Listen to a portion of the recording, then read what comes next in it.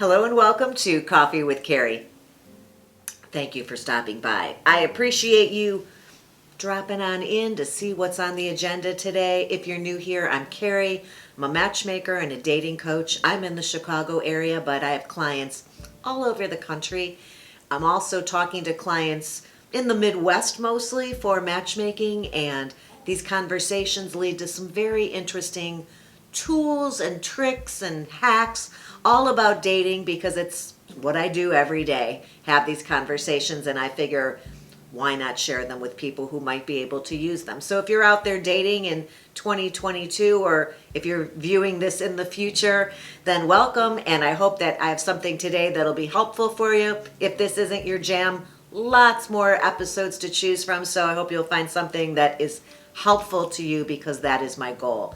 Today we're going to talk about relationships, new relationships, and I thought we could maybe talk about 8 rules to make sure that you're building a solid relationship. So if you're at the very beginning stages, you may want to just check in on some of these to see if you're building a foundation that's going to be sustainable and is going to maintain you for years to come. These are things that come up with coaching clients, and I thought you might find them interesting as well. If that's the case, stick around, because that's what's on the agenda. Number 1, I thought we should talk about the fact that people sometimes make it pretty far into dating and being in a relationship with someone and neglect to have a conversation about what their expectations are, what type of a relationship they're looking for, what they see as the end goal, where they want this to end up in the end, right? Do they want to get married? Do they know from the get-go that this is not going to lead to marriage because they don't ever want that piece of paper again?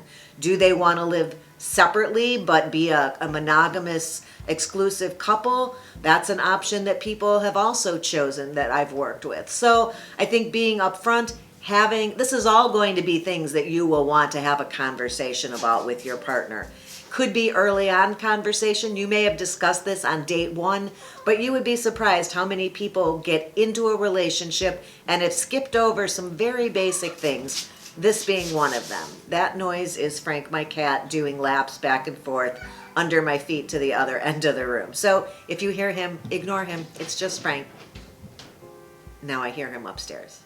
Second rule for building a foundation that's going to be strong is to not forget or neglect to show appreciation for your partner. A lot of us think that, of course, this person knows that I appreciate them or how I feel about them. But if you like being told, or if you don't like being told how important you are or how much somebody cares about you, it doesn't necessarily mean that this other person feels the same way. So a reminder to check in and give that person the affirmations that they may need to know that they are your priority, that they are what you are focused on, that you are intent on building something with them, and that you appreciate them. Don't ever underestimate telling someone how much you appreciate them or thanking them for the little things as well as the big things in a relationship, especially early on. You can't take this person for granted already. So remember that healthy couples typically are couples who will appreciate each other and let the other person in on that secret. Number 3, I was really surprised that a client of mine recently had never really discussed her values, her goals, what she wanted out of her life, aside from this relationship with this person that she'd been with for quite a few months actually. So don't assume this person knows based on other things you've said, or that assume that theirs are the same as yours, so why even have to talk about it? Make sure that you share what's important to you. This can be a sit-down conversation with all of these things, or it can be a conversation or something you slip in while you're on a drive somewhere and say, hey, we never really talked about our goals here, not for our relationship, but what is your 10-year plan or your 5-year plan, or what are you hoping to accomplish, with your job? Where do you see yourself in the future with this job you have, and any hobbies you have? Do you have plans to do something else? Do you think you'll do this forever? A conversation about what your values are and what your goals are is really important to building something that's strong and has a foundation that's going to last. Number 4, you should always be working on improving and getting better at your communication and figuring out how to solve miscommunications. Being problem solvers together is something that most people aren't great at all the time, or aren't great at the beginning with a brand new person. So figuring out how to navigate problem solving or working through issues with somebody is super important. A rule, if you don't mind that word. I'm not a big fan myself.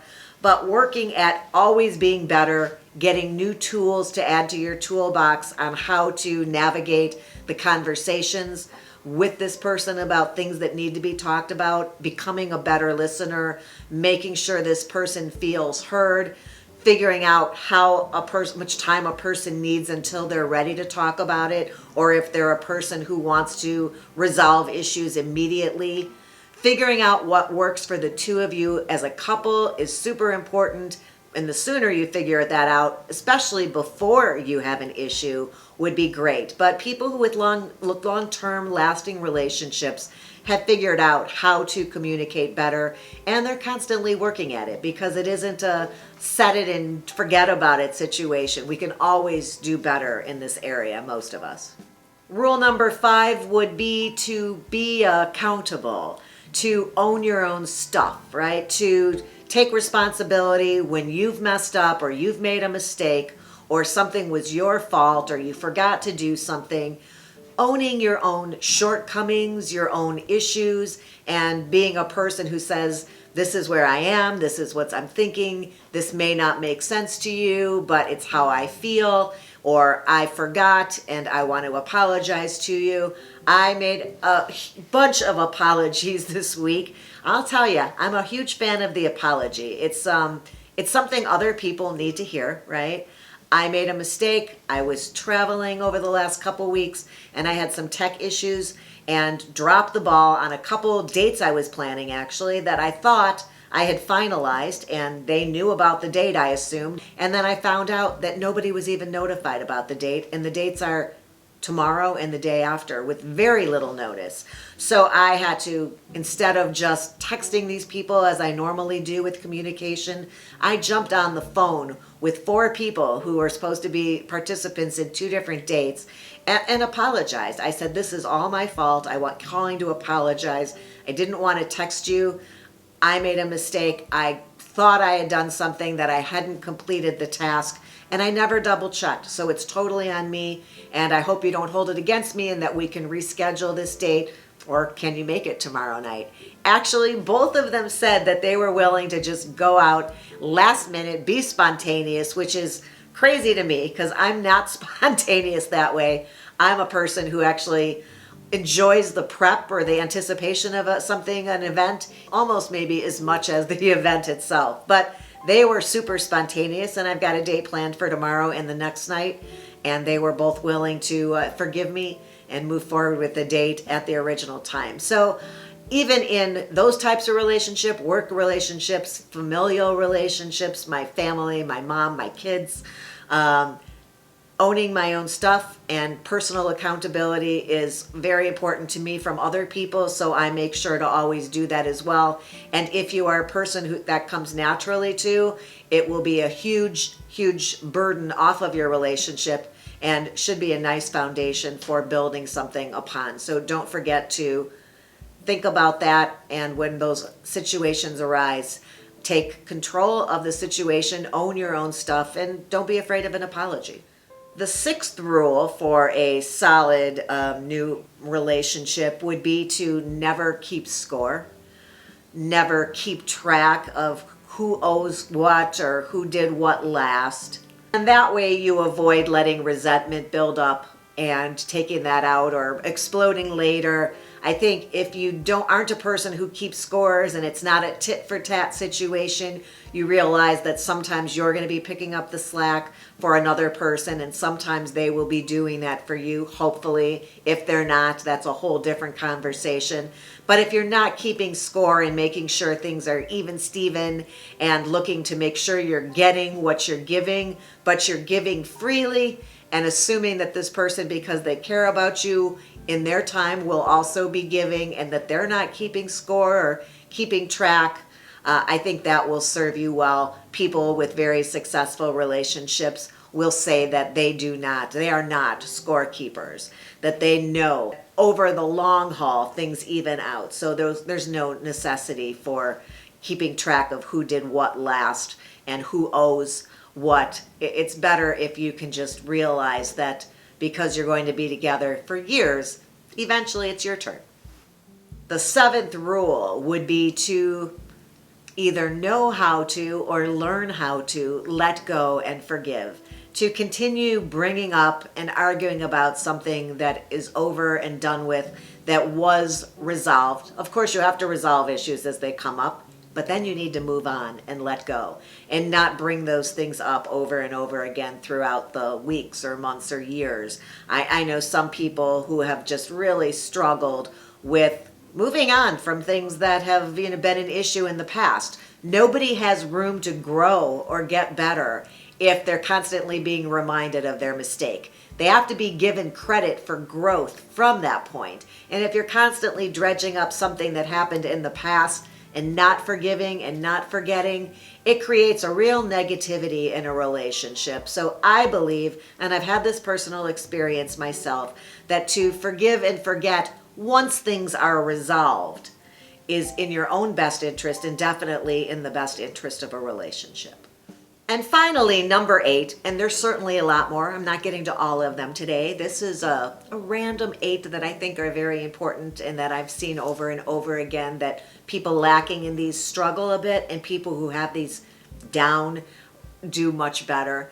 Number 8 would be to schedule some time to have conversations, to check in with each other, whether it's a monthly candlelit date where you know you're going to discuss your relationship, things you need, things you want, things you're happy about, things that are going really well, but maybe things that you wanted to work on for yourself and we're hoping that the other person would be amenable or open to also working on some things that could be improved upon.